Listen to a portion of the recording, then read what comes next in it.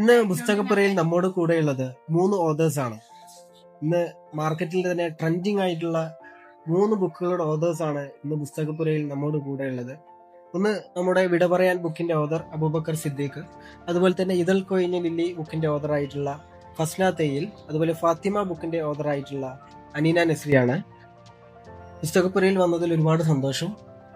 വിട പറയാൻ നേരം അല്ലേ, ഏകദേശം 5-ാം പതിപ്പിൽ എത്തി നിൽക്കുകയാണ്. എന്താണ് ഈ ബുക്ക് എഴുതാനുണ്ടായിട്ടുള്ള ഒരു കാരണം?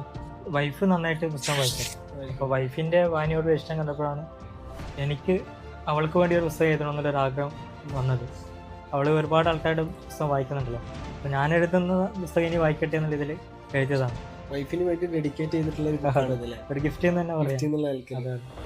നിങ്ങളെ ജീവിതവുമായിട്ട് സമയമുണ്ടോ? എൻ്റെ ലൈഫൊന്നും കുറച്ച് കാര്യങ്ങൾ എടുത്ത് എഴുതിയിട്ടുണ്ട്, പക്ഷേ കൂടുതലും ഇമാജിനേഷനാണ്. ഇതൾ കൊയിഞ്ഞലില്ലേ, ഫസ്റ്റിനെ ഈ ബുക്ക് എഴുതാനുണ്ടായിട്ടുള്ള ഒരു കാരണം എന്താണ്? നിങ്ങളെ ജീവിതമായിട്ട് ഈ ഒരു ബുക്കിന് സാമ്യമുണ്ടോ? എന്തെങ്കിലും അനുഭവത്തിന്റെ ഭാഗത്തുനിന്ന് ഉണ്ടായ ബുക്കാണോ?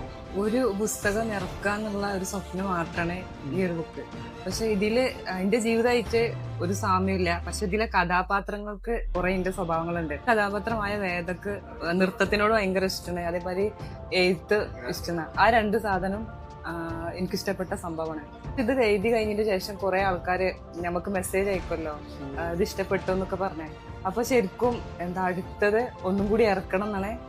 ഈ ഒരു ഒറ്റ പുസ്തകം എഴുതാന്ന് മാത്രമേ എന്റെ സ്വപ്നം. പക്ഷെ ഇത് എഴുതി കഴിഞ്ഞപ്പോ ഇനിയും ഓരോ പുസ്തകങ്ങൾ ഇറക്കണം എന്നുള്ള ഇത് മൈൻഡിൽ വന്നിരിക്കണം.